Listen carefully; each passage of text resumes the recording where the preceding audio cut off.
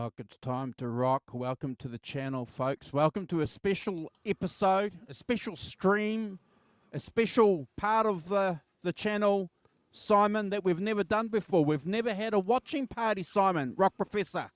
We've never had it. This is a whole new experience for us. A leap into the unknown, which requires us to do a lot of work. Apparently, I'm going for. So if I'm like this, just give me a nudge, okay? Well, you know what's not a leap into the unknown? Having Hugh, Caldwell, and JohnZD351 join us. Morning, chaps. Yes. Good morning. Fantastic. I think it's tough that I don't have a watch. Oh, here we go. Well, thank you guys for, especially the Rock Professor and Hugh, especially for turning up a little bit early to hang out with us and be part of channel history to do a live stream. And John, thank you, bro, for taking some time in your afternoon in your part of the world.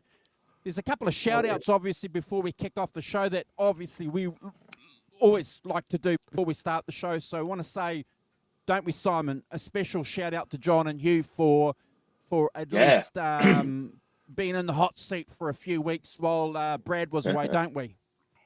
It's been fantastic. It's been really brilliant. And I think, you know, it's shows off our community and our channel really well, that you guys can jump in, take an album that you like, you know, you understand the format, you understand how it works, and you know, bring your own thing to it, of course. But yeah, be able to have you guys to jump on has been brilliant, you know, kept the show rolling, and as you know, and I think you know, that broadening it out like that, so that hopefully to other people, you know, well, I don't know whether Jonas is thinking about coming on, but that would be fantastic, you know, and you know, we can continue to do them, because I think it's really fun, you know, that one of you guys comes on and does an album, you know, that you like. I think that's brilliant. So thank you very much for that. The last 8 weeks, when the itinerant has been roaming Europe, you know, I've heard no diplomatic incidents, so clearly he's managed to keep it on the right side of the law. When he's been locked up. It could have been. Yeah, he's actually been in London in a cell for 8 weeks. Yes.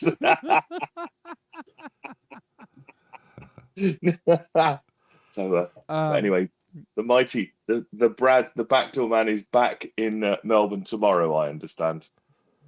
Yeah, and speaking of that, we're going to go live with him Wednesday evening, Australia, New Zealand time, for a couple of hours, and he's going to jump on and you know, give us a bit of a rundown on some of the great things that he got up to. So we look forward to that.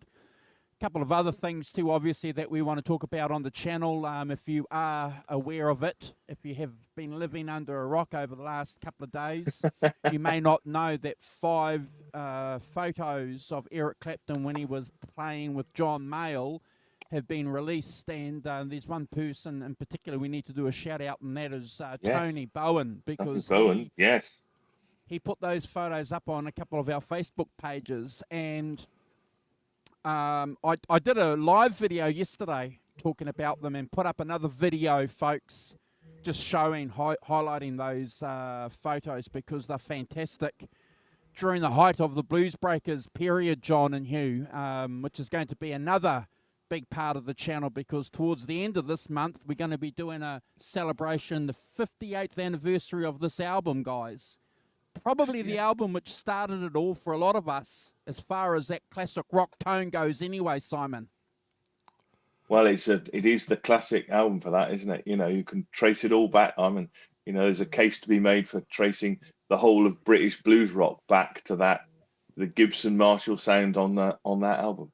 One of those pictures, didn't you? I just love the idea that Eric turns up to a gig, sticks his amp on a chair, and kind of plays like this massive amp on this kind of, you know. He's like, are you sure that's safe, Eric? Didn't look very safe to me. But yeah, how times have changed, eh? When we turn up with our amp stands and stuff. Well, those were the days when chairs used to be chairs, mate. Yeah, absolutely. Perfect. Yeah. That's true. I did like that. It's a Yeah. precariously perched on his chair. Like, you think You that's a have to good idea, remember Eric? too when that came out that the Les Paul had been discontinued. Yeah, yeah. And nobody was even interested at all until Eric brought it back. Correct. Fortunately, he's wearing the Les Paul, so it's a bit less dangerous. I thought than perching that amp, the specially made amp for it on a chair, on a stool. That Yeah, didn't look good. phenomenal photos during that hike, Brilliant. Thank you, Tony. taken in 1966. So there's a couple of photos that we've highlighted on our social media links too, where we've taken close-ups of them, John, where you can see one photo, the pickup covers are on the Les Paul, and then on a couple of others, he's taken the pickup covers off. You know, you can see the bobbins. So, yeah, just remarkable, always exciting to see stuff like that. And both videos are doing well on the channel. So if you've watched them, if you've been sharing those videos on behalf of our channel, we really appreciate it. Yeah, yeah. And on the subject of those, we should say that there's three little milestones. So the two videos you put up, Andrew, have got 965 views and 900 views respectively. Wow. So respectively, so they're nearly at 1,000. You know, both of those would be over 1,000 views. And also, we have passed 600,000 views on the channel. We've actually passed 600,000 views on the channel. That's There you that's go. good too. Yeah. Well done. Some people are out there watching, which is very nice. So thank you all for watching and commenting and you know, subscribing to the channel. It's lovely. People get some value out of it. I hope they do. Yeah, He 600,000 was just views, laughing. and this is our 801 video on the channel. It is, yeah, 801. So It's been a long haul. yeah. And we appreciate, again, obviously, everybody that's watched us. We ask, too, if you are watching on a replay, to go to our friends. I will attach John's social media links to this description, and also Hugh, who is regularly uploading on his YouTube channel. So we ask, please, if you are watching us, to go and subscribe to our friends, help them get to that 1,000 milestone so some doors can be open. One other little shout out before we start the film, guys, is the Rock Professor is 36 tomorrow. Hooray! I wish I bloody was 36 tomorrow. It's more like the devil's birthday tomorrow. All the sixes.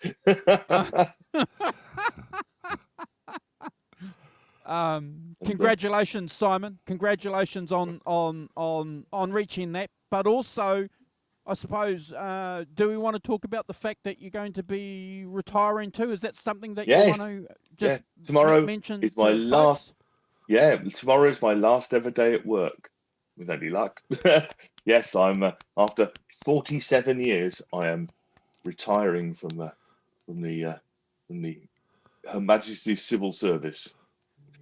Finally, a decent Monday. Yes. So No yes, time to shred, no time. tomorrow. Thank you very much. Tomorrow's my last day at work. Well, you know, I have to say, I don't think it's going to be a full day, a full-on stuff. Frankly, somehow, I don't think there's a whole lot of things waiting for me. But, I know this, but, I've just had 3 weeks holiday, so I'm taking a long run at it. But yeah, as of tomorrow, I'm available. Well done. Well done, Simon, and congratulations. And like I said to you guys before, in a couple of days' time, we'll be going live. John hopefully will be joining us. The Rock Professor and I will be on the channel with Brad, probably a couple of hours at least, talking about what he's been up to, and yeah, we look forward to that. Rock Professor, do you want to do a shout out and we'll play the movie? What do you reckon?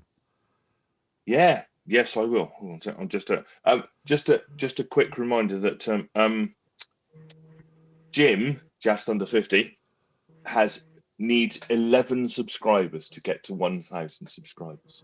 We'll So put go his and channel. subscribe to Jim's channel. get him over 1,000. Hugh has a few more to go than that. You don't you? You're like, Yeah, but 604 or something. yeah. And also, while you're talking about Jim, happy anniversary. On his social medias, he celebrated an anniversary with his wife. He did. Nice. Yes, 37 years, I think it was. Yeah. Yeah. So congratulations, Jim. That's a fantastic achievement. Cheers, I'll just buddy. give it. Yeah, fantastic. So we should say good morning to Gretch Zeppelin. Morning, Gretch. Jonas Halver. Morning, Jonas. He's already made a joke at my expense. It's just terrible. But we've got Bob Dobolina. Morning, Bob. Phil Byers. Morning, Phil. Good to see you. Arvin, of course. Good morning, Arvin. Hope you're well.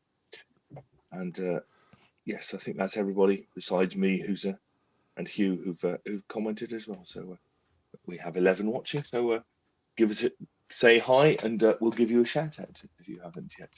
But it's fantastic to see you all. Thank you very much. And Gretch has finally popped his cherry. He's got his first Les Paul. Nice one. Is he? Yeah, With all this talk, I've just done the calculations. I only need 957 subscribers to make 1,000. Yeah, that's me. I only need about 937 to get her as well. Yes. Oh, it's flying. It's flying. It's flying. Flying. Oh. Might get to 70 subscribers in about 2 years. Nothing to see All here. right. Yes. I know who Bob Dobolina is. He's a very good friend of mine. His name is Ruben. Rubes, good to see you, brother. Yeah, he's a very good friend of mine. He's a Kiwi, and we work next door to each other. So, yeah, good for you. Thank you for joining us. Should we play this movie? Have you guys got your cokes? Let's stop. Got your what? Your cokes? Got your crackers? Your popcorn? Cokes. That's all right. I'm glad. Yeah, glad you put an S on the end. All right. So, like I say, folks, this is a new thing for the channel. We're going to play it. We're going to make some comments, but we're not. The intention is not to stop the film. It's we're going to play the film, and yeah, ride this Eric Clapton buzz that the channel has sort of stepped into over the last 24 hours, Simon. Yeah. Yep. Sorry, I'm just fiddling around. I'm like the Starship Enterprise here. I've got blooming 3 screens going on. It's just ludicrous. As usual, the man from IT has overcomplicated it. I have no idea how this is going to work. It shouldn't affect, because the video was up on a channel, so it shouldn't have any effect. We shouldn't be blocked or banned or anything live. Let us know in the chat if it is blocked, and it could be a regional issue too, Simon. We won't know until we play it. So, should we crack on? Crack on. Yeah. All right.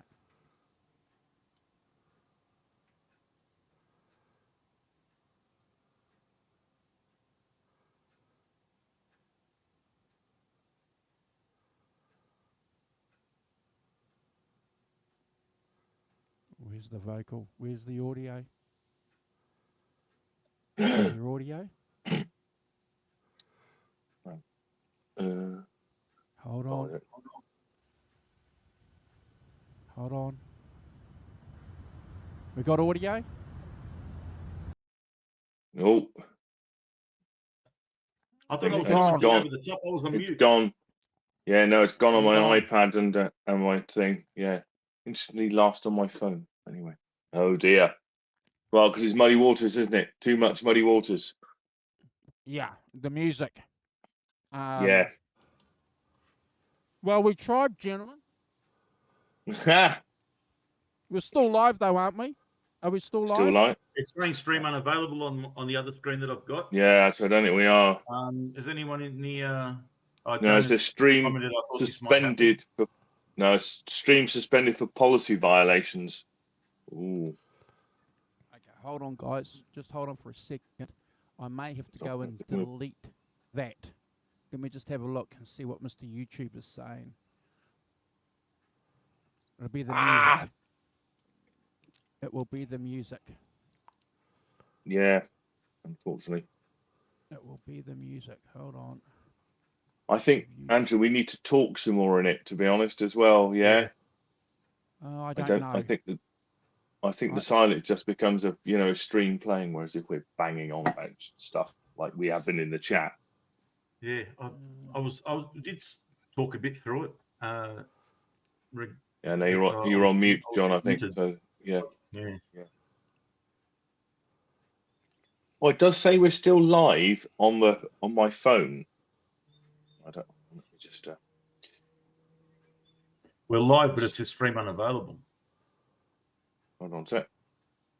No, we're not live. No, we're not. Oh no. Well, we're live in StreamYards, but not anything. And just scrolling it back, looks like we got pulled off before that Muddy Waters came on. Branding. So Was it just before? hold on, mate. See what Mr. YouTube is saying.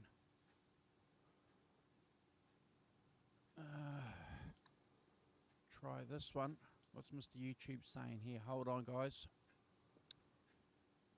View channel.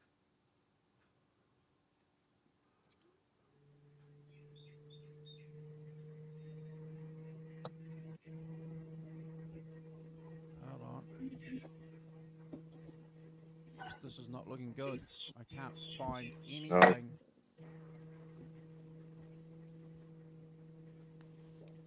Why is that not working? Layout. Live streams. You probably have to close this stream down, Andrew, and then restart us. Oh, hang on, we're back on. Oh, hang on. Are we back on? Yeah. Yeah. It's probably detected that we haven't been playing it. Okay. It'll be the music then. So that. Right. Okay. All right. So we're back on. We're back on, folks. I just want to go and see what that video is saying. Because it won't. Are we back on? People in the chat? Is it? Just checking. What's going on here? Ping. I can't tell whether we are. Let's see. I can't even see the video on my. So we got to be somewhere. We have to be somewhere. But YouTube. Yeah, Derek and Jonas telling us that they can see us. I can see it on the other screen. I've got a YouTube window open that's muted. Okay, but I can't see me here on this side of YouTube, which is strange. Muddy in mid-thrust. Mid-thrust. Hold on, Yeah, guys. it's definitely live. We're definitely still live on YouTube, but Yep. where That'd it have is, to be- I don't know. That'd have to be the winner for the best out of context quote. Okay, this is interesting because it's not saying that this video is anywhere on my YouTube. So where are we streaming then? Well, like I said, I've got YouTube open and I can see it. If I do this. Yeah. So people are saying they can see us. Jonas and Gretchen, Derek. They're saying they can see us, hear us. No, but yeah, and as I said, I can see us I can see us on my netbook, my Chromebook, and it's live on my phone. So clearly, there we are. The stream is back, but yes, I can't see it on my iPad. I'm searching for the old the iPad thing. But, the thing I had open, I closed it and it will return. Okay, I can. All right. So why isn't Mr. YouTube allowing me to see where that is on the channel? View channel, and it should bring up live. Okay.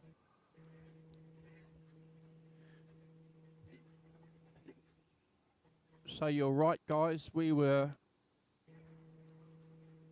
soon as We Muddy started. Soon as Muddy copyrighted for started. Muddy. Yeah. Soon as the music started. Ah, what a bummer. This is all. Yeah.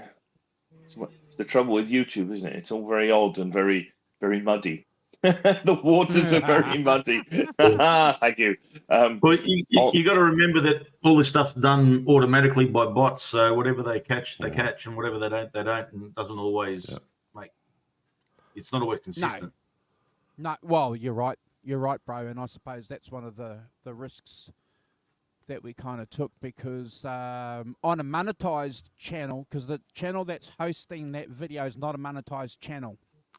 So, and because we are a monetized channel, that's, is that the issue?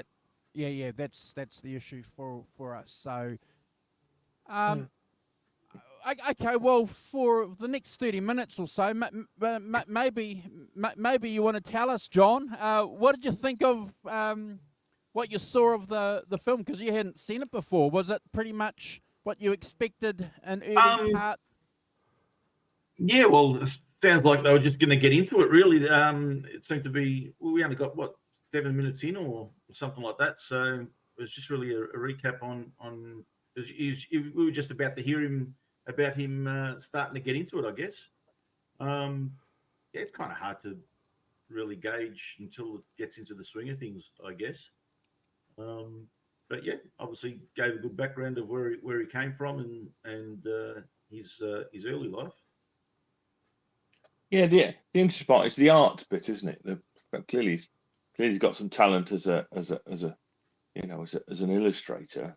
Yeah, that was the thing that's pretty good. Yeah, I've never seen that before. No, So well, I'd forgotten. I had seen the film before, but I had forgotten it. But as I said in the chat, I want, clearly went to art school as well. I wonder if he carried it on into later life, and whether he still does any drawing or stuff.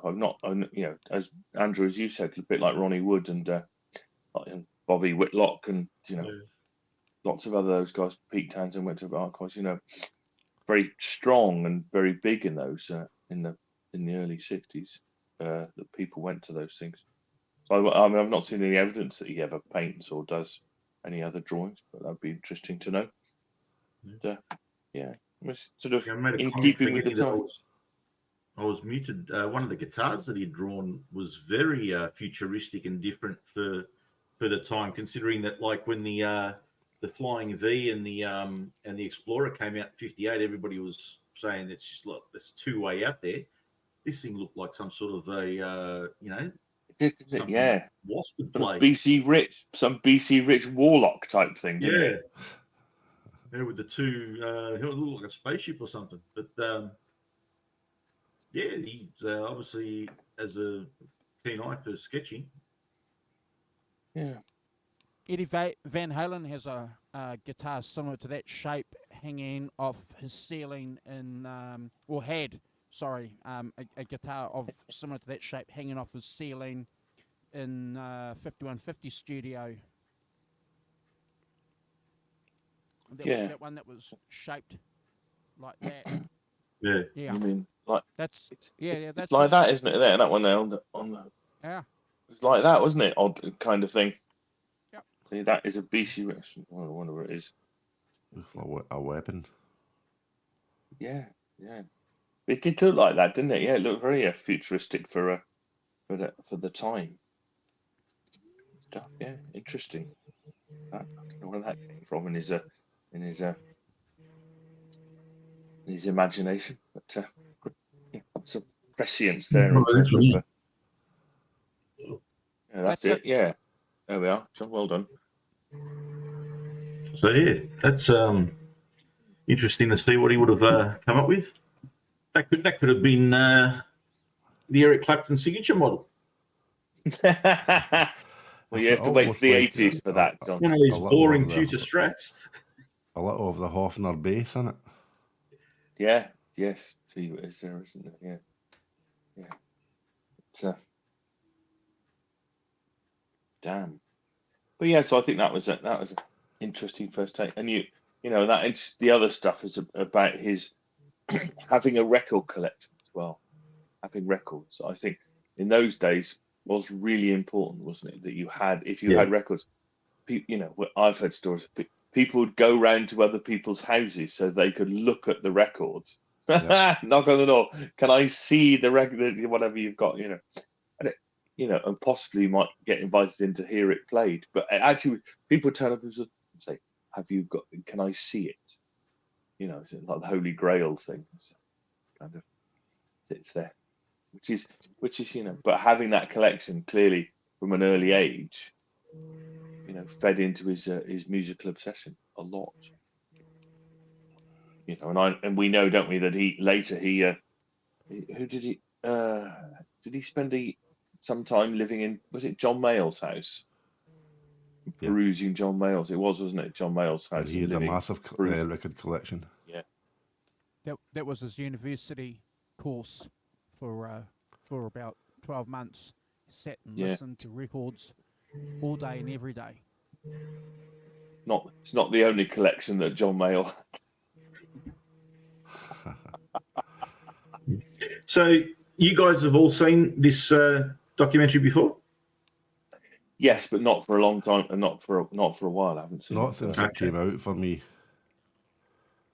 And I No. I actually don't remember a Fair lot enough. of it. So I was thinking, in a way to sort of save our show. Well, normally we get on here and talk about albums, and we don't play the albums, but we do discuss them.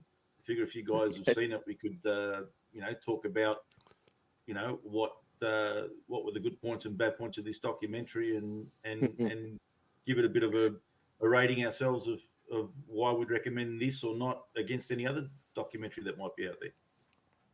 We'd have to come back to that, John, because like I said, it's been a while since I've watched it, and there were a couple of things that I was excited to catch up, like the Derek and the Dominoes stage in the documentary was, from what I remember, was always pretty exciting, and obviously the cream section, and his battle with drugs, because he's very open and honest about that as well, So I will say one thing that I do remember, John, Simon, and Hugh, about the film. I've seen it a few times, but like I say, it's been a long time since I've seen it. One of the things that I do like about it is that he is apologetic, like his biography. He talks about his Enoch Powell speech that he made when he was off his face, and we've spoken about that a few times on the channel.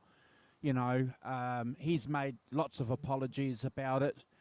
And it's just a symptom of someone who is completely out of control on alcohol and drugs, and is one of the reasons, one of the contributing factors that made him go sober in the end. Not the only one, but one of the contributing factors. Yeah, I'd for sure. recommend people watch it. Yeah, well, I think the main thing about it is clearly that it's Eric's voice all the way through, talking 100%. about, and I think that's that gives it a, and as you say, Andrew, the thing about Eric is, if you ask him a question, he'll answer it, won't he? I mean, that's my impression of Eric, is that there are no areas of his life that seem to be off limits, particularly, or he won't answer questions about. I mean, he probably gets a bit bored with some of it, but. very open. There seem to be no areas of his life that he won't talk about, as you said, the drink and the drugs and all that stuff, and he's very open about all of that, isn't he? And I'm not done it, so, but my assumption is it's part of that kind of 12-step process is that you're able to talk about these things, but. I think that's why it's an important documentary, is because he's got his voice in it. He's the central narrator, and the other characters are built around what he, his memories and what he. Yeah, I've seen a similarity between Eric and Neil Young. That from a very early age in their career, they were really single-minded, and sometimes they'll kind of leave people behind in in their way forward, just because it was all about the music and nothing Correct. else, and that's all that mattered to them. Correct. 100% Hugh. There's a biography that I haven't reviewed on the channel. It's a biography that came out in the mid-90s, and it's fantastic because it talks about how basically a lot of people viewed Eric Clapton as an arsehole. And Eric talks about that because he was one-minded. He was focused. You know, he would go to parties, and if you weren't talking about the blues, John, if you weren't interested in the blues, he wasn't interested in talking to you. And he kind of says, you know, that it's not the best way to deal with people, you know, but he was only interested in talking about the blues. So yeah, you're right, Hugh. Yeah. Sometimes that single-minded determination, especially from artistic types, from what I've read over the years, they don't have a social sense, don't they, Simon? And of what's happening too much. No, not so much. It's quite interesting. I also Yeah. come back to the fact that you know he was brought up by his grandmother and stuff. You know, similar to which one's it? John or Paul was brought up by not by their mum, but by by relatives, kind of John, thing. basically, wasn't it? John, wasn't it? And then didn't know for a while, but that his mum wasn't his mum, kind of thing. That seemed to be, clearly, that kind of post-war, as that she said, a single woman having a baby was very much frowned upon in in the 40s and 50s. But it's interesting. There's a sort of parallel there between Eric, and John Lennon, who was also a difficult character and also prickly and spiky and Good point. Good point. And that's one of the reasons why him and Paul kind of got onto, because they found out that, they were both motherless children in a sense. There is one point though, John, I'm starting to remember a couple of points. And Eric talks about this in the documentary. One pivotal point, I think, where he becomes a man to himself. So when he's in Germany and he's visiting his mother and her new husband there with their son or whatever, and he takes his guitar and he has his guitar, and his guitar's on the bed, and the guy, the son of the mother, His half brother, guitar brother, he sits on Eric's guitar and breaks the neck. He does it deliberately because they tried to get him to have a haircut, and he wouldn't do that. So the only way that they could have a crack at him was, clearly, sit on his guitar. So, and when he did that, Clapton talks in the film. He said, "That's it to everybody." Pivotal point. Mm-hmm. Yeah, absolutely pivotal point, and you can pinpoint, that single-mindedness and that kind of separation from, this is what I'm doing, never mind what you lot are doing. I think anybody in a artistic endeavor that reaches that level has to have some sort of sort of like determination and, as you say, single-mindedness and an ego about it. Because if you don't, then there's too many obstacles in your way to go through, just as a matter of course, to be even moderately successful in that sort of thing. I think everyone that I've heard, no matter how much of a nice guy, in inverted commas, they may be, there's got to be a pretty tough streak about them to go through all the things that will try to keep you down. Good point. And I watched a documentary recently on Eddie Van Halen. Sorry to sort of turn the direction of what we're talking, but it rings to the point that you're making, John. We love Eddie Van Halen. We love him.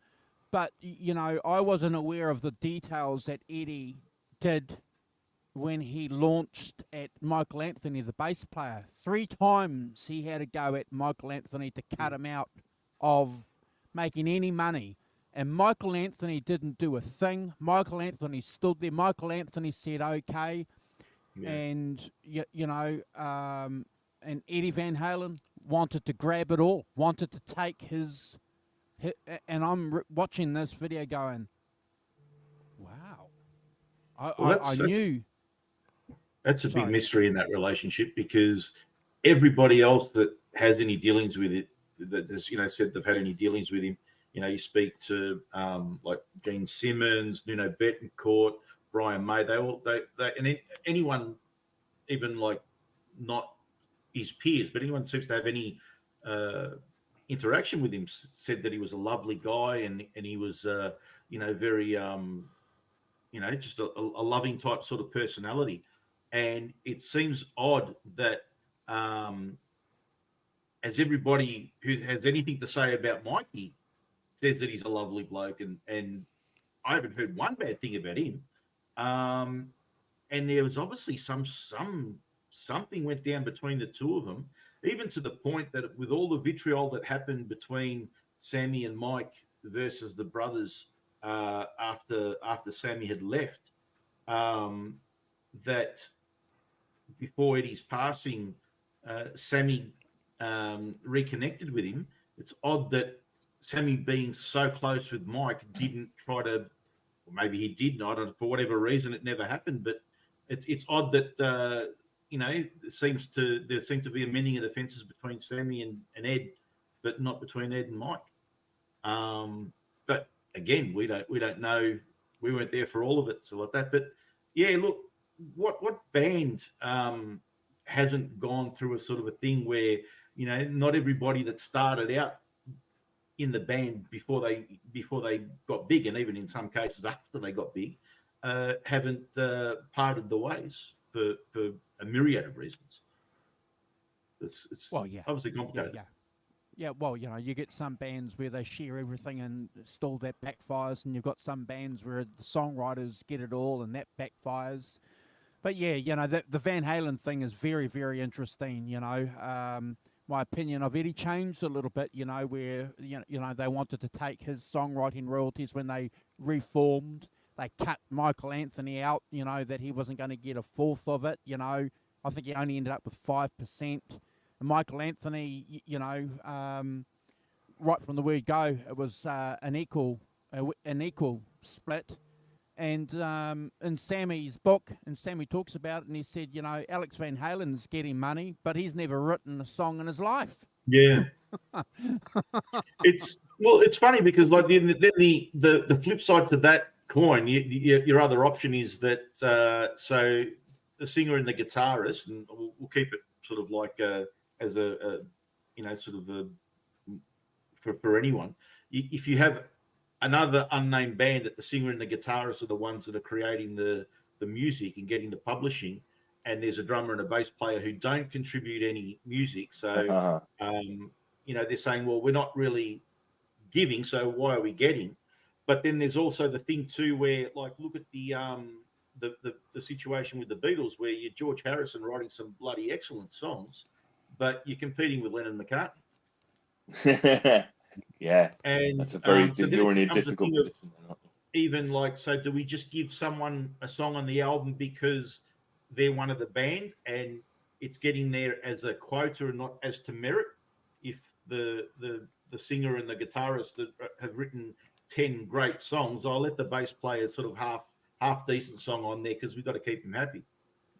I remember hearing a sort of a similar setup, but handled a bit differently, was the early days of Kiss, where they would have their own separate writing credits, but they had a deal that whatever they earned individually, the four of them, would go into a kitty and then be split four ways anyway. And so when Ace Frehley left the band in 1983 or 82, 83, he didn't like put out his first album until 1987 because he was waiting for that contract to run out so that he didn't have to give them 3/4. Yeah. And it gets to the same sort of things. It's sort of like, well, why am I paying you if you're not pushing? And the other one's flip side of that is, well, why am I pushing if I'm not getting paid? Yeah. So there's always that with bands, isn't there? Where one day the bass player and the drummer wake up to find that the guitarist and the singer are living in mansions on the hill, and they're still living in a terrace. I know what happened there. Answer: publishing. You know, and that, as you say. But I mean, if you think about the bands that have stayed together, things like U2, for instance, they clearly have a 4-way deal. Yep. I think it's a kind of, my understanding is it's a kind of 2-tiered thing where I'm making this up a bit, but they get a quarter of 50% of the song, yeah, and then the songwriters get a bit, another bit out of the other 50%, or other. There's a percentage, 2%. So in effect, you know, if they get 20% each, so and then the songwriters get the other 20% kind of thing. So they get a bit more, but you know, so they get to, but the others all, because you know, again, you know, and it's a very difficult line, isn't it? I've got a song, so I've written some lyrics and I've got some chords, so I bring it to the band. The band make it like, you know, we saw it in the Beatles movie, you know. Yeah.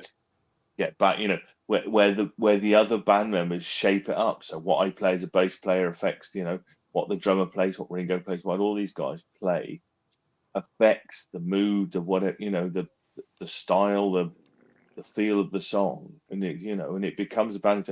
Why is that not part of the songwriting process, in a sense? And why shouldn't you be compensated for that in some way? Because I played this particular bass line which made it into this. I played the drums that made it into, you know. Yeah.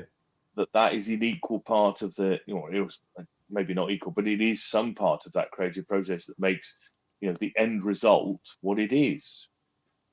I hear what you're saying, Simon, but there's plenty of cases, you know, where bass players have taken, you know, bands to court. I'm thinking specifically coming some of the members of the Beach Boys complained because they, you know, that they came up with the bass riff or something like that, you know, that. And, you know, apparently the courts have said, well, that's not songwriting. Yeah. The Smiths, of course, is the classic case. Yes. Yes. You know, the rhythm section took Morris. The songwriters took the songwriters to court. To court, yeah. Oi, where's my money? I contributed to this, you scurvy wretches. But I think that's, you know, it's one of those grey areas. You know, REM are the other band that, you know, where you know, they split a lot of it 4 ways and things, and you know, and avoided all these you know, these conflicts and things. So clearly they learned from.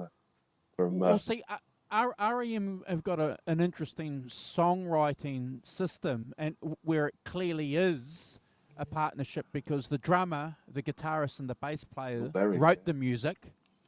And then they gave the music to Michael Stipe, and then Michael Stipe would listen to the music and write his lyrics over the music and have lyrics to the melody. So very interesting how they did it. And I think that's a little bit too how you two do it as well, Simon. So I think you're right there. But one thing with U2 as well, one thing that they do really, really well is that when they go on tour, everything is split 4 ways. So, and those tours are billion-dollar tours, aren't they? Yeah. I think you're right. I think the thing about REM is that, and I know that Bill Berry is is a great musician and kind of contributes musically, not just drumming, but contributes a lot more musically. He contributed when he was in the band, and I think he's played a guitar on a few of their tracks. Yeah, he contributes. You know, a lot of input into that in terms of, as you say, melodies and things, and way beyond the drums and things. So I think that's you know, deserving of his songwriting credit, even though you just think of him as the drummer kind of thing. But I think he's a lot more than that. Good point, Derek. Right, you know, Pete Derek? Brown and Jack Bruce. Jack Bruce made a career, didn't he, out of writing 4 songs for Cream? Good ones though. Oh yeah. Yeah, I think it comes down to a quote that I've always loved, and it's applied in many facets of life, is that not everything that counts can be counted, and not everything that can be counted counts. And it's, you know, music is not like a a mathematical equation that you can say, well, this plus that just equals that, and there's only one right answer. We were talking Mellencamp the other week, and look at what Kenny Aronoff's contribution to Jack and Diane was with that famous drum break in the middle, which is First, probably this far behind In the Air Tonight is probably one of the most famous boom boom boom boom boom type sort of things. And fair enough, that was done in the studio, and John was in there, on the intercom telling him to do things. It's great to hear him talk about how that came about. But in the end, Jack and Diane is a song credited to one songwriter. And look at there was a great video I saw that I'm sorry I didn't keep track of it, where it was just some guy on YouTube in a drum kit explaining the genius behind Ringo Starr, and he said, Ticket to Ride, he could have played this, but instead he played this, and Come Together, he could have played this, and just standard normal 4/4 beats, but he played this. So all these fantastic Lennon and McCartney songs have had that extra bit of secret sauce put on them by the other guys playing as well. So right. Nobody played like Ringo. Oh no, that's definitely, the point. And you can make an argument for no Ringo, no Beatles kind of thing. Or very different. And he's not Steve Gadd, he's not Vinnie Colaiuta or anything like that. But my God, he is Ringo, and those guys all agreed and recognise the special thing that he does. He's not a virtuoso technician, but he is undoubtedly a genius when it comes to drumming. Yeah, for sure. Yeah. Derek makes an interesting point about Ginger Baker wasn't happy about Cream. Clearly, he didn't get much of songwriting credits in Cream. Ginger Baker wasn't happy about anything. No, and that's a good point about Ringo, Simon, because Paul McCartney speaks about it often, doesn't he? When they sacked Pete Best and they got Ringo behind them, and John and Paul looked at each other and said, "Wow, this guy, made them as musicians perform better." This drummer, as you just said, John, clearly was some biographies say that he was the best drummer in Liverpool. Yeah, well, wasn't it the deal that he subbed for Pete Best one night before the idea ever came into the heads of ever making a lineup change, and it was just sometimes things just feel right when they feel right. You got no way of predicting it. Yep. Well, I think also I'd go a bit further than that. I think that when the Beatles had Pete Best in them, then he was the weak link, and because he wasn't a good drummer, and when they went for auditions and things, clearly he wasn't a good enough drummer to be in the Beatles and to make the Beatles. So that the reason they got rid of him because he wasn't good enough.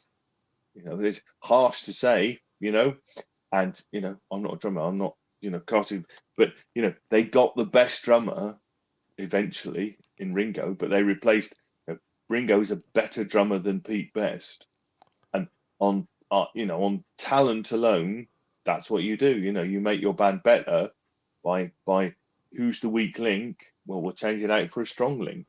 And the fact that Ringo had a unique style as well, I think that really helped. But technically Ringo's a better drummer than Pete Best, and you can't get around it. So they did the right thing. So there are things done for all sorts of purposes in bands, aren't there? But the artistic one, the music ability one, and I think in the Beatles is clear. Pete Best was not as good a drummer as Ringo Starr, and the Beatles got signed when they had Ringo Starr, and they didn't get signed when they had Pete Best. Yeah. Am I being too harsh about that? That's kind of But that goes back to what we were saying before about having to be single-minded and sort of ruthless. If you want to move forward, look, there are other occasions where, like the Stones with their piano player, he had to go be an unofficial member of the band and sort of like a supporting staff member because he didn't fit the image, because someone No, told that's him right. that. Yeah. Right? Andrew Lou But then you Goldham got the said, same thing with, say, Billy Joel, who got told, yeah, well, you know, we're going to take you on, but we're not going to use your band. And he said, no, I'm going to use my band. And so, you know, and then things fell to shit years later. But look, it's you know, every story is different. John, you know the story about U2 when they started off with Island. Somebody said, you ought to get rid of the drummer. He's not very good. And somebody else said, yeah, the problem is it's his band. They tried to get rid of Adam Clayton too as well. There was a move to get, well, not from the band, from management to get rid of Adam Clayton, and Bono said pretty much the same thing. So I think that was a standard reply. We can't. It's his band. I hope to remember as well with the Beatles that every one of them had to be of a certain level to begin with. When you see how fast they progressed from the early songs through the late 60s stuff, that if you weren't a great musician, you wouldn't last the course. So. No, that's right. You know, and you know, and I think that's, you know, it's a feature, isn't it? It's just a feature of, you know, of how you know, band politics and how bands run and things like that. And you know, as I've said earlier, you know, so often bands, you know, the bass player and the drummer suddenly realise they're living in a terraced house, and the singer and they're living on the mansion on the internet. Well, how come they got up there and we're only down here? You know, yes, as I said, publishing. But I think it's, you know, it is the most fundamental thing is how do you protect the band financially so that everyone gets some financial compensation for, you know, Well, you could do it the John area. Bon Jovi way, which incidentally, folks, is a great series on Netflix. I think there's 3 or 4 episodes. So if you're not interested in Bon Jovi, but you want to know the dynamic of a band and talking about a lot of these questions we're talking about, go and check it out. Right. Yeah, it's fantastic. It's amazing because Richie Sambora came on and, you know, gave them that sharp edge, because before that they were just singing Teenage Runaround or Runaround or something like that, and Richie Sambora came on and gave them, you know, put a bit of sting in the tail, which is clearly what propelled them. But then Bon Jovi gets to a stage where he puts all the band, and I think Bruce Springsteen does the same thing too, puts all the band on a salary. Yeah. In Springsteen's case, they were always on a salary. I mean, he got signed to CBS by John Hammond as a solo artist, and he's like, no, I've got a band, you know, and he kind of smuggled them in. Which is like, you bring it along. Who are they? That's the band. Don't worry about it. So any drummer that they've used, that Bruce used, any drum riff or bass riff, that automatically belongs to the boss who's paying you. That already belongs to they've always Bruce Springsteen. only ever been salaried. You know, they're not. It's only they don't get. You know, all credited to Bruce and the ESP band. Yeah. But everything else is Bruce Springsteen albums. And all the songs are Bruce Springsteen written, you know, lyrics only by Bruce Springsteen and stuff. You know, and that's the way that it's always been. I mean, which I think, you know, that's that fine worked. To me. You know, it's open and honest. It's open and honest, isn't it? Well, it's open and honest. You know, he's had the E Street Band, but you know, he had that hiatus in the '90s, but you know, I don't know what the E Street Band get per gig, but you know, they get serious money. I would take the gig. Why they're all still there? I would take the gig. Yeah, me too. I'd be there. For, take the gig. Fuck the songwriting royalties. 50,000 a gig. Oh, yeah. Well, let's be fair. 50,000 a gig. I mean, in fairness to Springsteen, you know, he pays for it all. You know, the upside of being, you know, Miami Steve Van Sant is somebody's going to transport your gear, first class travel wherever you want to go. First class hotel. You know, first class, you know, amazing hotels, all that, you know, and Bruce Springsteen's, you know, he's picking all of that up. So all he's got to do is turn up, play his guitar, and earn the money. Hey, things are looking up, guys. You know, get a per diem every day. You know, $25 to spend on food. I'm joking. So, But, so if you're a struggling musician, then folks, if you're a reasonably good drummer or bass player, search out for that great lead singer. Search out for that great songwriter and get a gig, and then you can sit back and cash the check. Yeah. Well, you know, and I don't think there's anything, you know, I don't think in Springsteen's case there's anything dishonest about it. That's the way that it's always been. Yes. Yeah. You know, and you know, if you want to like, if you don't like it, you can. I mean, if you like, in his first band, he had David Sanchez, and you know, and David Sanchez went off to have his own career because you know he clearly wasn't. Well, I'm sure one of the reasons he had all this material and was doing all these things, but that had no space in Springsteen world, so he had to go and do it himself. But you know, I think to Springsteen's credit, they're all still friends. They all, you know, they're kind of, you know, he hasn't, amazingly, those relationships still endure, you know, and I think that must be, you know, so I'm, you know, if that's the way the band works and that's, you know, up front, that's how it's working, you know, you can either say, yeah, I'm good, I'm in, or no, I'm not, you know, but, you know, the realization up front is that, you know, the boss man's going to be living in the castle and you're not, you know, so much. But Crazy Horse did pretty much that same kind of thing too, didn't they, Hugh? You know, they were all paid members of the band, but I think they started getting some of those royalties a little bit later as Neil matured. But you mentioned them a little bit beforehand. You know, one of the giants in my life as a musician. I kind of loved that serious determination that he had, but he was a difficult guy also, wasn't he? Notoriously difficult to get on with. And he would have no problem. He left tours, Crosby, Stills, Nash and Young tours. Yeah, fighting with the others. Yeah. Mm. I didn't give a shit about the record company. And he took, he delivered shit albums to his record company. You know, some of those albums he did, you know, Shocking Pink, you know, and Landing on Water, they're shit albums. They are bad. Trans. Yeah, it was putting stuff out just to spite the record company more than once. Yeah, you know, I was 13 years old, working my fucking ass off, and I was saving my money, and I went and bought that Trans album, and I took that fucking Trans album home, and I put that, and I cried.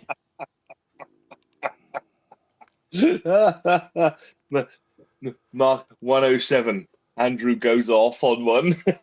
I'm fucking serious, Simon. He did. Oh, I know. Yeah, absolutely. What is this shit? If you took that home, you'd be surprised, wouldn't you? Put it on. You didn't know what it was. Yeah, absolutely. Yeah. Yep. This is the part of the kids don't know how good they got it these days. We didn't have streaming back then. You'd come home and find you're right, mate. Crap. Yeah, that's right. You could check the radio. Yeah, you could check it out, but you know, I was expecting to get a Rust Never Sleeps. You know, when Neil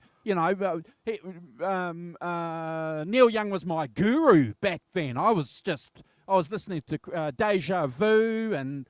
You know, and I bought this album because Reactor was pretty good. You know, because that was at least electric guitars. I remember getting Reactor and then getting Trans, you know, around the same time and going, what? And then Landing on Water, and then that Rockabilly album, Everybody's Rocking, which is, I love Rockabilly, but that's bad. Neil Young doesn't do Rockabilly that well, does he? No, it's bad. Oh, dear. Or because you know, he wanted to go like that to the record company, He didn't give a shit. No.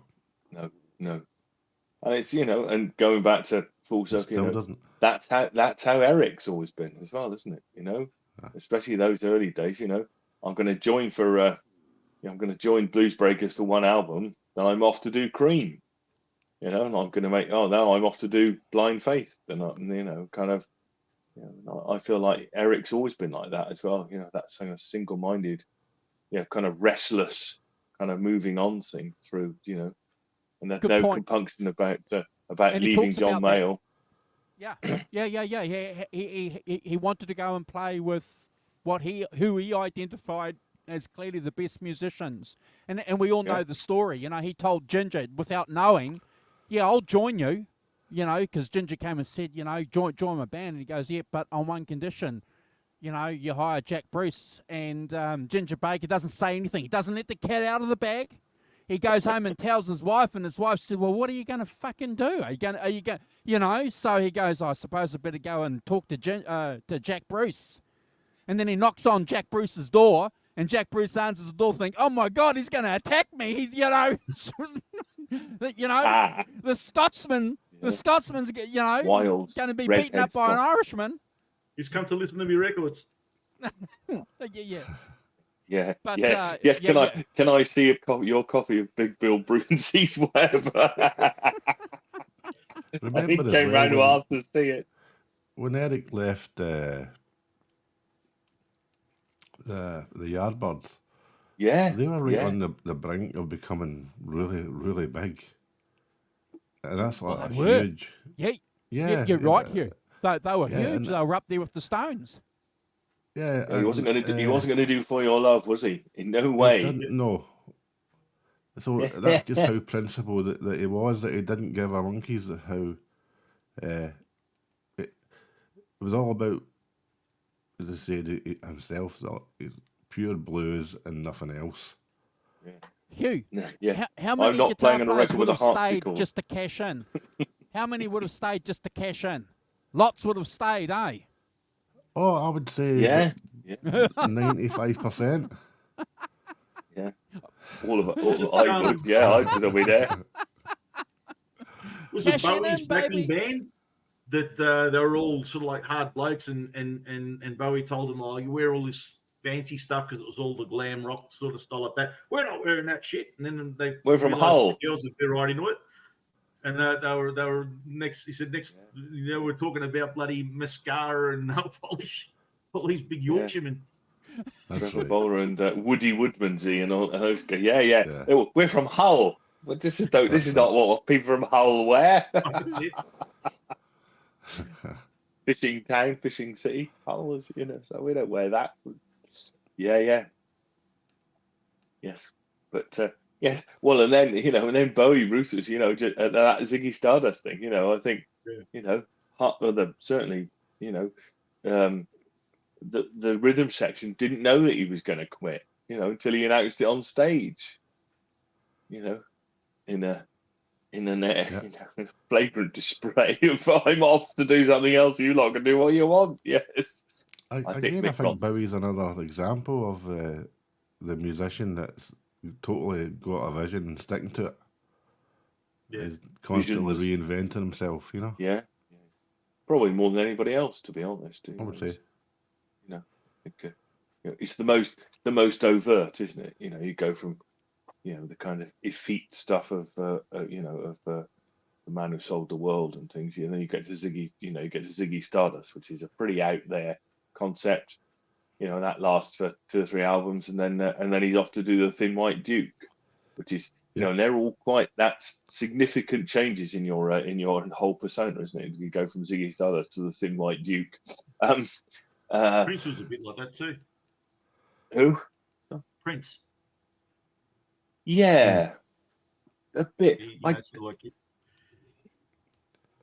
You look at some of his albums that followed previous ones, you think, oh, that's a bit of a departure. All brilliant stuff, but yep. Well, he was yes, in my head, he was always that he. I've not heard all his albums for a long time, but the albums they are very quite eclectic, and they have all sorts of. I mean, you know, they have all sorts of styles on them and things like that. So I feel that slightly, you know, he kind of just followed his singular artistic vision to do whatever he wanted, didn't he? You know, in spite of, you know, maybe you know, it got more eclectic and more diverse through his career. Record companies go, why can't you do Kiss again? Yeah, not happening. You know, I mean, Sign of the Times is a very kind of eclectic, you know, diverse record with all sorts of styles on it. That's a fantastic record, but loads of diverse styles, and you think, you know, and you get the feeling with Prince, he's sort of going, well, I've got hit records, I've got money and I've got power and I've got my own studio. Therefore, I'm going to, I'm going to continue, and I can play everything. I'm going to continue to do my own thing, and the record company probably going, you don't want to do that. You want to be doing this. And he's like, no, I'm not doing that. And therein lies the conflicts, doesn't it? Yeah. I just mission RD100 makes a good point. And yet he says about For Your Love, Eric's guitar playing on For Your Love is astonishing. He really does sound like he's pissed off. Yes, absolutely. Yeah. It's a good point. I can't remember who it was, but it was someone from the Yardbirds giving an interview, and he's saying, like, couldn't believe it. Like, we just done this hit single, and all of a sudden he's gone. Like that. Yes. Well, one is tempted to say, but only after he played on it to make sure he got some money out of it. I'm just saying that. But, to be fair, you can be purist. No, I'm joking. But you can be purist, or there's this kind of bit, or I'm playing on it, so I might get some money out of it. But now I'm leaving. Yeah. To be fair, though, Clapton didn't get on at all with Samuel Smith, the bass player, and the guitar player, the blonde guy. What's his name? Yes, the guys in Renaissance. You know who he is. He's got a funny surname, but they did not get on at all. And I think Clapton, in that documentary, John talks about that. And there's, a couple of other biographies about Clapton where, he didn't think much of Samuel Smith's bass playing at all. So, Chris Drager. Yeah. Chris Drager. Yeah. They didn't get on at all. So I think Eric was kind of using that as a real example. When you leave something, you can't just say, I'm leaving because I don't like him. Well, no, musical differences. I don't like them. Yeah, but you can say, well, I'm leaving because that song sucks and it's poppy. And by the way, I don't like them. Yeah. Yeah. And by the way, I'm never appearing on a record with a harpsichord again. Yeah. It's not a blues instrument, is it? A harpsichord, not by a distance. and they didn't have nice things to say about Clapton too, because they were doing stuff over here as a band, like you were saying before, John. They were doing stuff over here as a band, and Clapton was deliberately over here. They would turn up wearing ties to a gig. Clapton would turn up wearing a windbreaker. They would have a mod haircut, and Clapton would turn up with a crew cut. He wanted to be the opposite of what they were doing together as a band. John Mayall's windbreakers doesn't quite have the same ring, does it? No, I'm talking about this and when the Yardbirds. Yeah. No, I know. No, I'm sorry. I'm joshing about. A question for all three of you. When was the earliest Eric Clapton solo where you heard it and you went, wow, this guy is so good? For me, it's a Yardbirds tune, and it's a solo in the song A Certain Girl. Do you know that? Not especially, Hugh. I haven't dug into the yard. A very early one. It's like you could tell straight away when hearing it that it's a bit more special than anything that's out there at the time. Mm-hmm. I think for me, Hugh, I think it was Cream. I think when I would have been young, and it must have been pointed out to me because I don't remember. But when I discovered Eric Clapton, I knew Eric Clapton was in Cream, if that made any sense. It was probably Sunshine of Your Love where I thought, wow, this was great. And then you find out, okay, that it's this guy, Eric Clapton. And then by then, you got to remember, there was a period of time there when I was growing up, guys, where Eric Clapton wasn't cool. He was old hat. He was old music, It was, no one young was listening to Eric Clapton. No, definitely not. I think I'm the same. I think Cream is where I really thought, because I like Andrew and probably I'm coming at it backwards. You know, you were right. You know, I started buying records in the early '70s, kind of thing. So, you know, I'm arriving at, I don't know, 461 Ocean Boulevard, and going back from 461 Ocean Boulevard into earlier Clapton. So, of which I think the most famous thing you're going to alight on before that is you're going to alight on Cream, aren't you?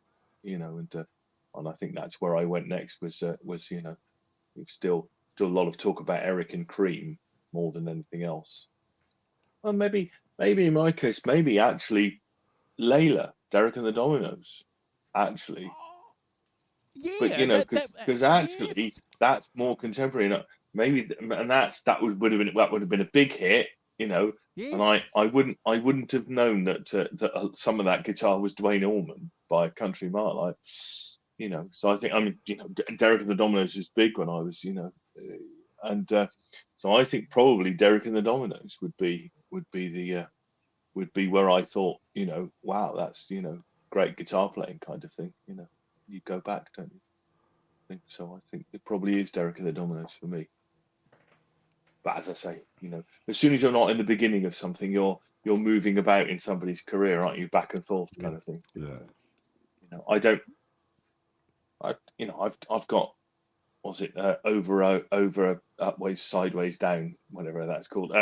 Yardbirds on, but I don't have anything else by the Yardbirds kind of thing. As a, you know, it's Under, I'm not over, sure. sideways, down. Yeah, that's a great. Yeah. Yeah, that's great. Well, Yeah. we had an old Yardbirds double LP that was really ancient that was in the house. It would belong to my father, I think.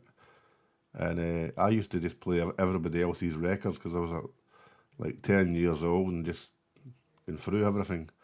And I always remember hearing that solo in the song A Certain Girl, and it always stuck with me. Wow. I think he was something like 19 years old when he was doing it, or 17 or 18, whatever it was. Yeah. Kind of similar again, like Stevie Winwood. How great was he at 15? 15, yeah. Well, it's one of those things, isn't it? That those guys were great. You know, Jimmy Page, Jeff Beck, you know, Andy Eric. Fraser. They were Andy Fraser, 15 when he wrote All Right Now. Yeah. You know, it kind of you know, and you know, I think Paul Cosell only 17 when he's playing it. You know, 18. You know, these guys are young. You know, you kind of forget, and yet they, you know, the talent and the, you know, was already there at that, you know, really young age. You know, I couldn't play guitar for Talking toffees when about, I was 17. Never mind like that. I mean, and I yeah, think yeah. that's a really important point, isn't it? That I was playing how the flute. young all those Right, talking about Still young am. talents in the early successfully. 70s. Yeah. Got me Neil into lots of Sean was trouble. playing in the Santana band. Yeah. I remember I played Yeah. these few albums of Santana, and every single solo that was on, a couple of my mates were going, "Oh, Eric's brilliant there, Eric's brilliant there," and I said, "That's 15-year-old Neil Sean on three out of the five Yes. of them songs. Yes. Absolute Yeah. genius." You know. In fact, listen to a song they did called "Everybody's Everything." Yeah. The solo on that is on fire. Yeah. A lot of people Yeah. forget that. That's a good point. Neil Sean, you Yeah. know, before Journey, before he became a pop star, Yeah. he was you know, an underground blues guitar. Well, a blues rock and roll guitarist. Good point, Hugh. Blew me away when I found that out. It a fully formed technique and repertoire at that age. Yeah. It's incredible musician. Wow. Yeah. And I think that, I mean, that's one of the main points, isn't it? How young all those guys, you know, all of them, you know, that massive creative period in the 60s. You know, none of them are 30, Are you are in the they? None of them toilet? have a 20. No, I'm just getting another Making a glass cup of water. tea. And a cup of tea. Yeah. Yes, something to keep me awake, Doctor A. But you know, I think that it's really important that you know that you know, these guys are in their late teens, early 20s. Their creativity in there was just huge. You know, absolutely huge. And Well, talent. Yeah. Well, John mentioned Prince earlier. I remember when I found out through talking to other people, John, that Prince recorded a lot of those instruments himself on a lot of those albums, and 1999 was a huge album when I was a young guy, and Little Red Corvette, and were great songs, and we were kind of, my friends and I were apologizing to each other because we were saying that we liked this guy Prince because he wasn't a rock and roller, but we knew that he was a great guitar player, and this guy was awesome. He was just, and there's a famous, I think it's a Tom Petty gig. Is it a tribute to Tom Petty or George Harrison? No, it was one of the it was when they did My Guitar Gently Weeps at one of the Rock Hall inductions, and he was up with Tom Petty was playing, and Barney Harrison was there. It was after George passed away. Correct. But he does that amazing solo. Just about falls off the stage. Well, he had one of his handlers sort of like he was leaning back playing while the guy pulled him back and he pushed him back up. But and you sort of you look at it, and it's not sort of like anything sort of crazy, sort of like undoable or whatever like that. But it's just a brilliant solo that he picks all the right notes at all the right points, and just comes in and plays the solo sort of unannounced, throws his guitar up in the air and it disappears, and he walks off. Yeah, so cool. It's phenomenal. Amazing. Yeah, it's phenomenal. Yeah. I just So certainly that's one musician which sort of knocked it. And talk about guys who are very interesting and introvert. Remember that famous documentary that's on Netflix where they're talking about We Are the World, USA for Africa, and they wanted Prince to come, but Prince didn't, and they got Sheila E. because they thought Sheila E. was going to bring Prince, and Prince and she knew Prince wouldn't go because he's not going to go into a hall with 50 people and record a song. Doesn't matter what it's just the guy doesn't do shit like that, John. He's pretty much like, obviously there are times where he's come in and he's done stuff, but I saw something a little while ago, Jimmy Fallon talking about a table tennis thing. Yes, the Jimmy Fallon table tennis story. Yeah, really weird, that, isn't it? Yeah. Tell the story for people who don't know. Oh, well, as best as I can remember it. So apparently they're supposed to he's rung Fallon up at one point, just saying, come to this place, we're going to play ping pong. I'm sort of coming in halfway through the story, I don't remember the whole thing sort of thing, but so Jimmy Fallon's gone to this place, it's like this club, he goes behind this velvet curtain or something like that, and there's just this ping pong table there, and Prince basically plays him, obliterates him, in his freaking high-heeled shoes and everything, and then drops the ball off the edge of the table. Fallon goes to pick it up. He gets up, and Prince is gone, left in there like freaking Jim Gordon on the rooftop, where the hell Batman and then, but apparently he called someone. He called Questlove, his band leader, the drummer from his band, and apparently Questlove's rocked up, sees this big limo there, and the window just was down like that. And he goes, "Oh, what's going on?" And he goes, "Ask your boy." Nicks off. But I haven't done the story justice. It's just incredible. Just like he's very I think that he really enjoyed being enigmatic. Yes. And used to do weird things just for the sake of it, probably.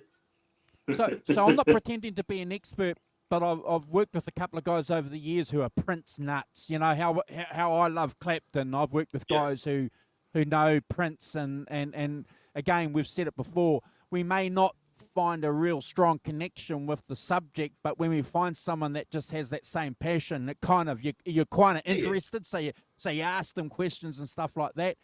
Prince would spend hours in his studio. They reckon at his studio, what's the name of his studio? It's Paisley Park. Paisley. They reckon there's vaults of finished material, not just jams. No. Yeah, albums. Absolutely. Yeah. It's famous for it, isn't it? And yes. And interestingly, but of which, as yet, none of it's come out, has it? Really? There has been some stuff because like there was there's been like sort of a couple of reissues of like there was a big Purple Rain box set came out. Box set came out and like that. Again, some of that's like one of the discs was a live show or whatever like that. But there's been bits and pieces that have come out. Obviously, possibly only just scratching the surface. Who knows? But again, his estate was in a very contentious. Sort of like, he didn't have a clear-cut will, and there's sort of lots of family members involved and stuff like that. I think it's all sorted now, and some stuff is sort of coming out. But Sister's again, got control. I understand. Yeah, it's the same like what happened after Hendrix passed away, and all the releases came afterwards. So yeah, it's funny, sort of like obviously an artist has a vision of what they want to present to the public or not. But then there's the other flip side of the coin. I mean, I've had, sort of lots of things where sort of like a box set, special edition, 40th anniversary of some album comes out and it's got all the, extra bits and pieces on it. And a lot of the stuff is interesting for one listen and one listen only, just to give you a bit of an insight like that. But it's not the type of thing that you'd put on over and over again.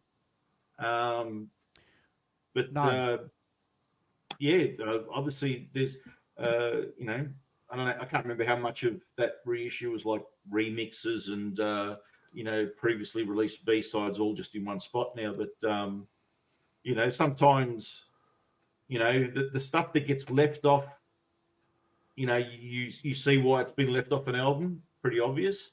But then there's some crazy stuff sometimes that you think, oh, geez, man, I just heard that B-side and that should have been on the album instead of this track.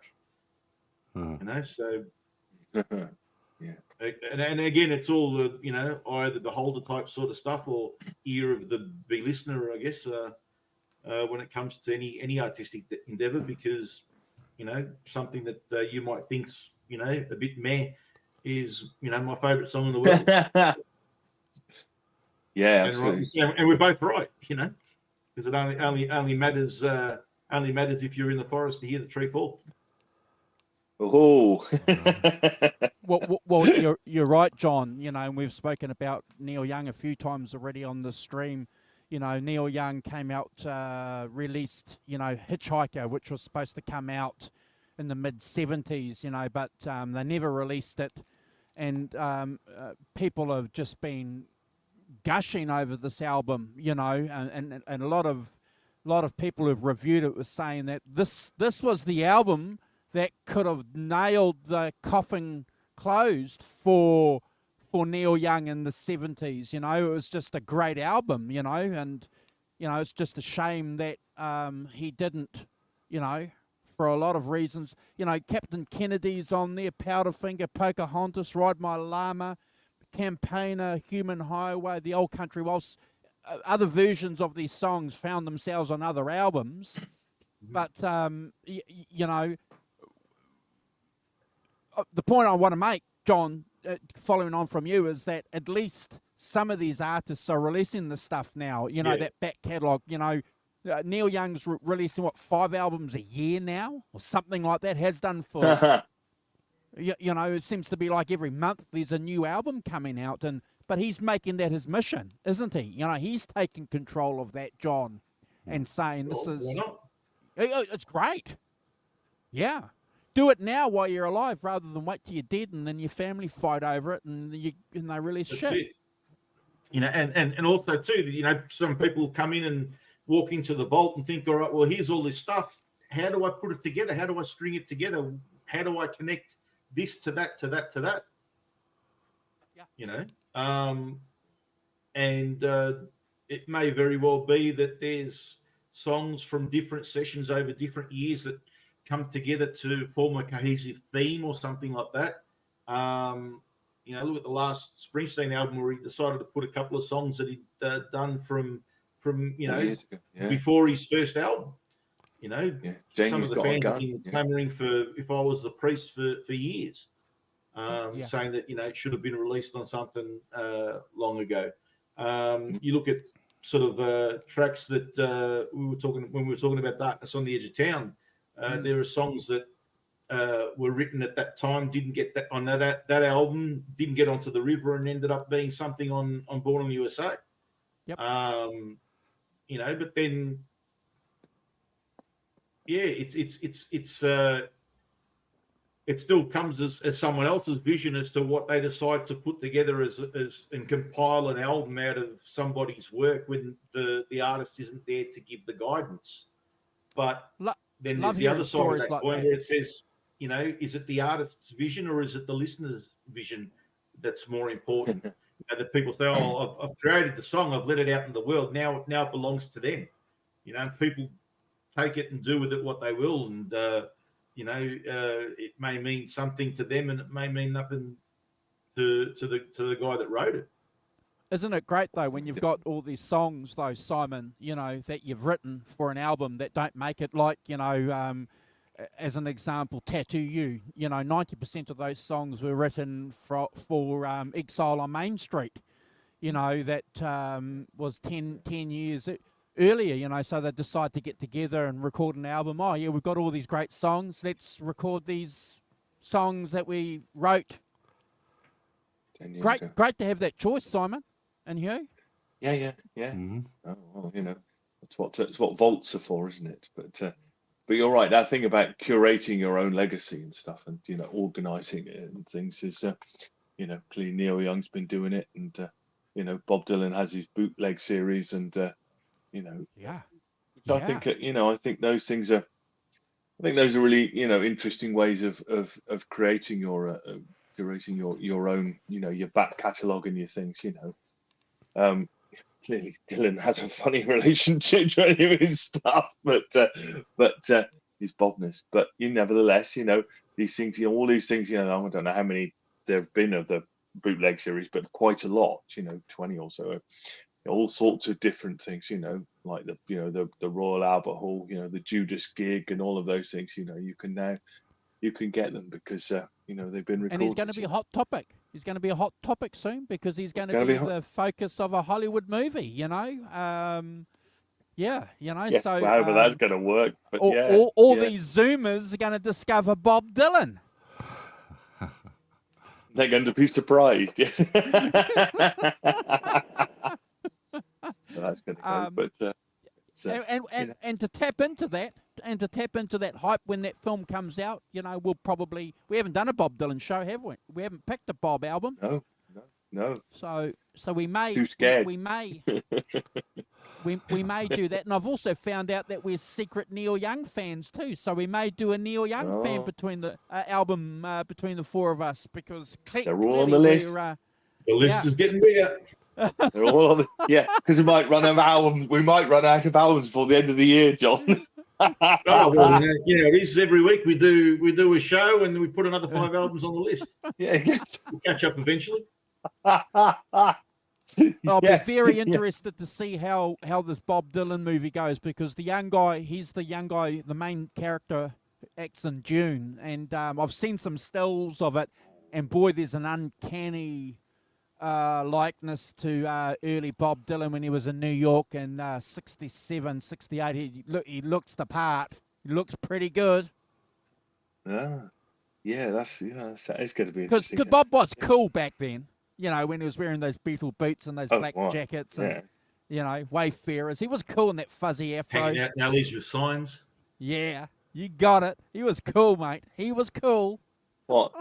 And this, I mean, I don't know if you're it's niche interest, but if you ever, there are on YouTube some of those press conferences that he did, you know, in the mid '60s, and they're mad. I mean, the things that people are asking him when he's like 23, it's like, you know, are you a spokesman of a generation and stuff? It's like, you know, what's your advice to the whole world? You know, it's like, what do you do with that? I mean, I don't know. I mean, I'm not surprised. You know, he's very funny and very, you know, keep a good head and always carry a light bulb is a classic, isn't it? You know, So one reporter's asking him one question, something about the campaign for nuclear disarmament or something like that, and he laughs and he says, "Have you got a cigarette lighter, please? Can you light my cigarette?" Yeah, that's right. Yeah, you know, but there's a film camera on him. There's all these, you know, there's all these tweeded blokes, you know, middle-aged blokes, asking him like, you know, what's it like to be the voice of a generation and stuff, and he's like, I don't know, bugger off. You leave me alone with your weird questions. Yeah, the outrage when he went electric with the band as well as brilliant. It was it's hard to imagine just how big that was back then. It was like he literally sort of became the devil to every folk fan in the world. Well, it is extraordinary that, you know, that year when every gig you did, you'd go out in the first half and play acoustic, that would be fine. And every single gig, you'd come on in the second half with the band, and and you would get booed. I can't imagine that, you know, where everything you just get booed all the time. You know, that must have been such a weird experience. You know, people are turning up, paying good money to boo you. Another good connection there when mentioning the early appearance by the band with Dylan is when the band and Clapton have got a lot in common. Yeah, absolutely, yeah. I mean, look at that. You know, nobody's cooler than that, are they? Hold on. And find a photo, Simon, while you've got that up, of Timothy Chalamet. Timothy Chalamet. Yeah, Chalamet. See if you can find a still, because there's an uncanny. Yeah, that's him. Yeah. Yes, I can do that. Fantastic. Yeah, amazing. So, yeah, I'm looking forward to it. Yeah, which story are they going to tell? Are they going to tell the truth, or are they going to tell Dylan's mythologized version? It won't be the truth. It'll be the myth version. It'll be the Hollywood version. Hopefully. Wasn't there a movie a few years back where they had a few different people playing Bob Dylan? Yeah. Including a woman. An Australian actress acted. What was her name? Interesting film. Was in it? That's it. Yeah. Interesting film. Have you seen it? I haven't seen it. I heard about it, but I've got to delve into Dylan. I a couple of times said, well, you know, everybody speaks about him. Springsteen was the new Dylan. I got to, you know, try it out, and I listened to a Dylan album, and I just wouldn't resonate with me. So I sort of, you know, didn't really try too hard to keep going with it. He's an acquired taste. I think I put on Highway 61 Revisited, and I listened to it a couple of times, and I thought to myself, I'm not really getting this, and why am I forcing myself to listen to something that I'm not enjoying? You know, I might as well put on something I like, even if it's something that everybody else reckons is rubbish, and I'm not getting the thing that everyone says is John, so important. Start with something like National Skyline. National Skyline's a masterpiece. But he doesn't. It's a slight warning with that. Is that he sings in this very kind of honeyed, smooth way, completely unlike every other album he's ever sung on. Okay, so it's not. Whilst not representative, I would suggest that it's a good place to start because he's got great songs, Lay Lady Lay, and he sings in a very kind of very smooth way. Yeah, but which period you know if you take the Highway 61, you could go the early folk stuff, you know, with just him and acoustic. I can attest to Simon's advice because that was the album that I first listened to when I was 16, and I thought, this is cool because I'm listening to Neil Young at the same time, Simon. So you've hit the nail on the head. There are parallels, and then you go and listen to John Wesley Harding or Highway. John Wesley Harding. Very plain, very just acoustic bass drums, and his first two albums all along the Watchtower. When he's I of Constance. It's like Mr. Nasal. what Yes, yes, he has a singular. But I would start with Nashville Skyline if I was going to advise anyone. great album. And You should rank that. I would then go something like myself, John. He did an album called Street Legal, which has, I don't want to go too far with this, but it has echoes of kind of Bruce Springsteen on it. It's got Steve Douglas playing a lot of saxophone on it, solos. And it's quite a big band with backing singers and stuff. And it's quite sort of, again, quite a smooth presentation. Yeah. Blood on the Tracks? And Blood on the Tracks? Yeah, Blood on the Tracks is my favourite Dylan album. I think probably my favourite Dylan album. Another masterpiece. But again, it's another masterpiece. But again, that's much more in Dylan, traditional Dylan kind of, mode sort of thing. Whereas I'm trying to think of things that aren't necessarily quite so much that to give you a gateway into them kind of thing. I reckon if John listens to National Skyline and then Blood on the Tracks, I think it'd be fine. Your sanity will be intact, John. You listen to that, there's psychedelic stuff. A bit too late. Yeah. Yes. You listen to that, there's psychedelic stuff from the mid-60s, mate. You might never come back. I'll tell you one thing that I found really, really fascinating, and I think we touched upon this when we talked about the band, when we ranked music from the Big Pink, and it's really, really interesting because, they were talking about their time with Bob Dylan, and Bob Dylan taught them the discipline of writing, how Bob Dylan used to sit there, Simon, with a typewriter, and he would write his songs, he would write his words, I think even Bruce Springsteen, I read too, sort of, said that he learnt that kind of discipline. If you're going to write songs, you just can't do it with a cup of tea and a joint. You've got to sit down. Famous notebooks. Yep. Yeah. You got it. No, yeah. Well, if you've only got to watch, is it No Direction Home? The movie. Yeah. He half his time he's in hotel rooms with a fag on, typing. I know, it's fascinating. Typing away on, blimey, yeah. Type. It's kind of, amazing. Mind blowing. How you do it. Yeah. Was it the great writer P.G. Wodehouse was asked what advice he had for budding writers. His advice was apply seat of trousers to chair. Yeah. Well, exactly that. He's wandering about the garden, kind of gazing at the view. That's not writing. You've got to sit down with a, typewriter and get on with it. Start. Or Robbie Robertson. Robertson said something similar when they were talking to him about the songwriting process, and he said, "Go and buy yourself a good typewriter. Don't buy a cheap typewriter. Buy a good one. Get a good one." Yes. Get a cheap guitar, but a really good typewriter. Yeah. You'll be better served with a really good typewriter than you will an expensive guitar. Yeah. Do you realise I'm not, just going back to the I'm Not There film, which is which has Kate Blanchett in it. It was only released in 2007. And you think it's about 20 minutes ago, but no, nearly getting off at 20 years ago. God's sake. Yeah, it was an interesting film. Very interesting film. You think it's a baby, it's a bloody teenager. Yeah. I'm convinced that, see, once you get to 50 years old, I think every year only lasts for 6 months. Yeah. It's just so quick. I got a theory. I got a theory that I came up with long ago. Is that your perception of time is always viewed as a percentage of the amount of life you've lived. So when you're 5 years old, a year is 20% of your whole life. But then when you get to our age, it's a lot less.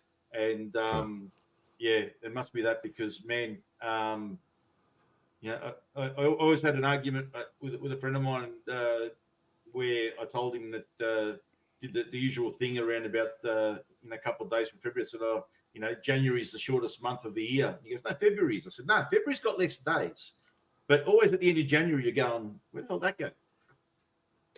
Yeah, especially for us because it's our summer vacation, you know. So we're normally first or 2 weeks into our tagging on from our summer holiday. But I have to agree with you, Hugh and John, and the Rock Professor being the youngest here amongst us might agree. But when you get to a certain vintage like us, when we are displaying signs of wisdom and experience, when we say to you, fucking live your life and don't do anything, don't save it for tomorrow. When we say it, go and do it. Because before you reach it, before you know it, you'll be 58 years old. We give you permission from our from the Mount Everest to go and do it. No, don't do that. Just always tell the kids, don't wish your life away. Don't sort of like look forward, and not enjoy what you're doing now, because before you know it, it'll be a distant memory. Yep. Yes, before you know it, it'll be gone. Yes. Yeah. But you know, can I just like tag on to what you were saying? So one of the great things that I love about doing this show is that, and we do it often, you know, we'll be talking about an album, you know, like, let's take Bruce Springsteen, for example, Born in the USA. You know, that came out 20 No, Andrew, it was 30. It's 32, 35 years ago, not 20. It's like, shit. Born to Run, 50 years next year. Yep. Yeah. As you said, the Beano album is 60 years. It's been out in the year after next. Next year, 66. Wow. I remember seeing years. Pink Floyd in 1994, and yes, that's what 30 years ago. But if you think about that, that's 30 years ago. Yeah. Now, if you think about 30 years before 94, it's 1964. You know, when it was all just starting. You know, or if you think about 30 years before 64, you know, it's pre Second World War. I mean, it's like that what we think, you know, as you say, you think of something comparatively recent. Oh yeah, 30 years ago I went to see, you know, Pink Floyd, and you think and then you think 30 years before that is you know, the Beatles have just got going, kind of thing. Yep. You know, but they haven't done Sgt. Pepper, they haven't done Revolver, they haven't done Rubber Soul, they haven't done, you know, they're still dressing the same. Blimey. Yeah. Well, yes. Well, we and how little has changed from 94 to now. Yes, and how much changed between 64 to 94. Well, we just celebrated that on the on our Instagram channel yesterday, or the day before was when Elvis Presley recorded "That's All Right," the beginning of rock and roll, 70 years ago. 70 years ago. Yeah, you know, the musician that started it all for our guys we love. Remember how John Lennon said there was nothing before Elvis. Yeah, absolutely. Yes, but you see, you forget now, don't you? It's like it's gone. Nobody now, younger than us, kind of realizes what, you know, how seismic Elvis was, you know, and how those ripples are still rippling across popular music now, even though you don't know where they came from, kind of thing. You know, you know that we do. You know, yeah, we do because we understand the timeline. You know, we can see the timeline of everything. You know, when we listen to something, we have in our heads the timeline, you know, of rock music, pop music, whatever you want to call it, from Elvis onwards. My kids, you know, who are in their 20s and whatever, they don't have any idea of the timeline. So they don't know. They listen to songs, and they like songs, you know, and that's what they do. But they have no idea that song's from, you know, 2004, and that song's from 1963, and that one's from, you know, 1984. They don't have any idea. Whereas, of course, we, you know, I'm sure you all do. I have that completely in my mind, you know, that the Elvis thing still, you know, for me, you can see it through, you know, no Elvis, no nothing kind of thing. And I think that's probably true, you know. Interesting you should say that, But you Simon. don't feel it now, do you? Most people don't. I mean, I know he's had a film made about him last year, but you don't, that seismic thing, you know, we see it and we still see the effects of it, but most people don't anymore, I don't think. But are we the same in not sort of like going further back and thinking, you know, well, we don't realise what Glenn Miller and and Tommy Dorsey No. and Louis Good Armstrong were at their time. You Good know, point. and even I think and Frank even further back Sinatra. to that, there was a very interesting video from Rick Beato not long ago about explaining sort of like the current thing of music and how it all is, and now it's all just streaming and it's there for you without even thinking about it. And how we used to, like we were saying before, go out and buy your records. And man, I remember when I was 14, getting a bus to get to the train station to get into the city to go and buy a Kiss album from the import shop because it was released 4 months earlier overseas than what it was until it got to Australia. And coming back home and reading the lyrics on the train and off the back cover, and then sitting on my bed and listening to it and flipping it over halfway. And I was saying all this to my daughter, who just wouldn't have any concept of that unless an old bloke like me told her about it. But by the same token, the same way that Rick Beato was saying, this is what we forget that like 200 years ago, you had to go out and go and see the orchestra play it because no one was recording anything, No, so we seem to forget. We've all got our own frame of reference, but we seem to forget of what came before. And you go back to the days of Bach and Beethoven, how music was experienced in those days. Well, the other thing about it very easy when we had to go out on the train and get a record. We didn't have to go and wait for the orchestra to come to town. The other interesting thing about Mozart. Go on, Hugh, go on. I couldn't imagine a lot of youngsters sitting around with one phone listening to Taylor Swift. Yeah. And enjoying it together. No. And head one even. I was going to say about Mozart and Beethoven that you forget that they had patrons. They had patrons. They worked for the Lord. And the Lord would go, oh, by the way, I'm having a dinner party on Tuesday. Knock up some music for it. And they'd have to go in. No, they go and knock up some music. And it. They just put stuff out. What they had and what and they wrote stuff. On the fly. And then on Tuesday night, while the Lord's having dinner with his mates, there's a string quartet playing stuff in the background. It wasn't, it was viewed much more as throwaway than retrospectively than it's thought of now. It's all given great reverence. I think you're making a good point, guys, and this is something that I reflect on a few times. And you're talking about, the timeline of music. I remember in 1978 when Rod Stewart had his "Do You Think I'm Sexy and You Want My Butt?" And that was huge. It was huge here in New Zealand. It was just terrible, but huge. Yes. Yeah. And I remember because my mum loved Rod Stewart from the early days, so I remember having Rod Stewart on the Faces at home and those albums. And I remember telling my friends, well, actually, because I thought that Rod Stewart was cool, he was this new guy. And I said, well, actually, no, he's a rock and roller.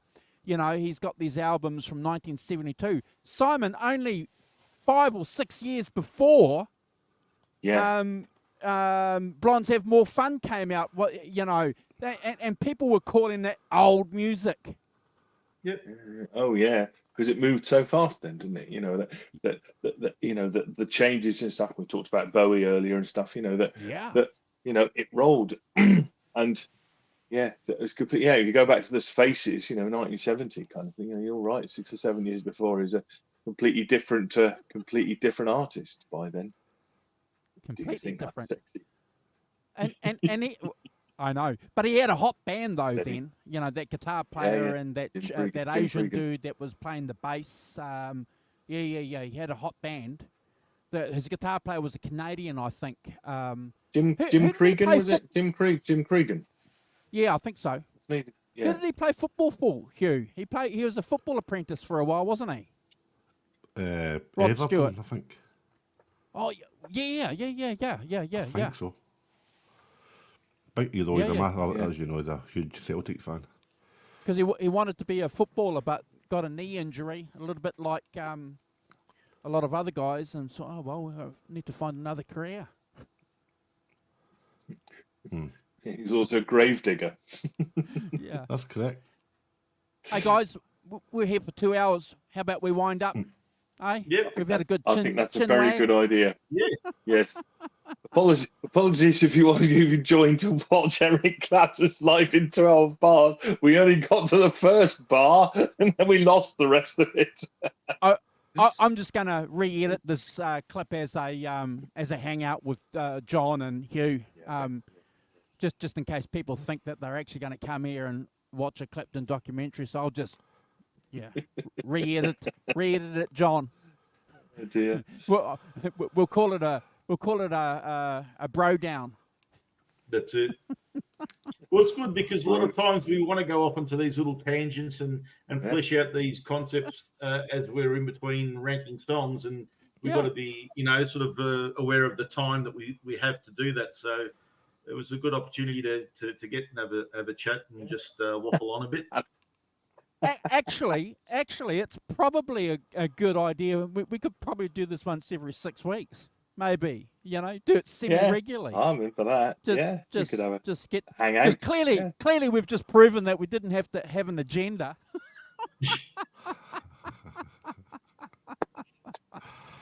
Or if it was hidden. There you go.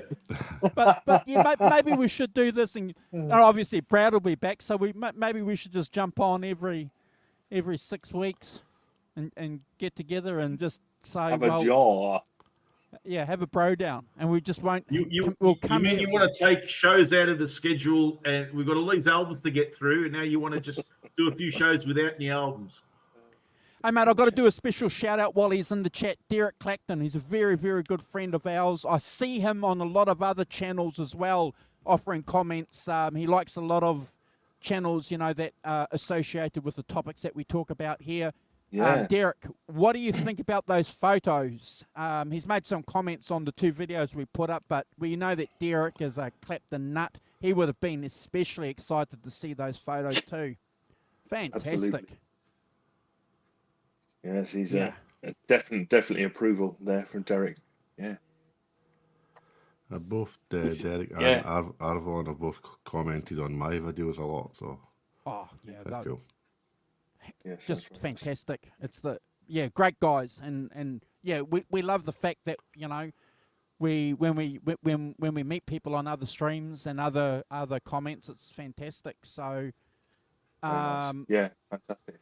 Be nice to have you on, we'll be Derek, back in a couple of days. Come on. Yeah. He's got a permanent invitation. We'll see you in a couple of days' time. So, Rock Professor, you want to do a shout out? Wednesday morning. Yes. We'll let everybody go. Yeah. Yes. Thanks to Derek and Arvin for sticking it out. Thanks, Arvin. John as well for being here. Mission RD 100. Thank you very much. Good to see you. Gret Zeppelin as well. Congratulations on the new Les Paul. That's good. Jonas Halberg as well. Hope to see you soon, Jonas. That would be good to see you, brother. Fun. Bill Byers as well. Dropped by earlier. I think that's all the people I've got. Probably got nuked a bit by our hiatus in the middle. But thank you so much for sticking with us. I think that might be a good idea if we do kind of get together and have a bit of a bro down once a month is probably too much, but once 6 weeks, every 6 weeks, maybe. 2 months. Yeah, that'd be fun. Together. Yeah. You can choose a sort of like a subject to start off with, and then just see where the conversation ends up. Yeah, random. Pick one out of a hat. I noticed how good we were. We always kind of brought it back too. We're very good, aren't we? And it means too that it won't run out of albums to rank as fast. That's my main concern, man. Absolutely. Yes. Yeah, we need to eke them out, don't we, Hugh? Otherwise, by Christmas we might have nothing to do. We got to do it then. That can't argue with that, Hugh. All right, guys. See you guys. Have a great week. We'll see you Wednesday. Yeah. Take it away, boss.